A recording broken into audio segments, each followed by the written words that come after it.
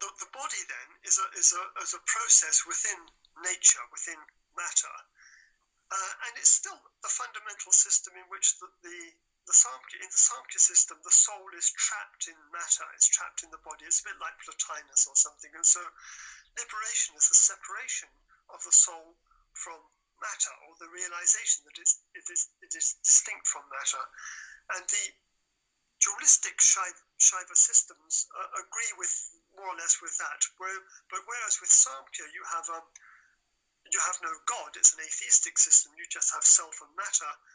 With the Tantric Saivism, you have self, matter, and God, or Shiva. And the purpose of life, of human life, is to realize the soul's separation from matter and its liberation in the Shiva Loka. But that process of liberation is through the body. So there's a respect and reverence for the body, if you like, as inherently divine, because it's an emanation of one of the Shaktis, or the energies of God. But ultimately, in the end, you want to realize your independence, your separation from the body, but your participation in the energies of the divine, in the Shaktis of God.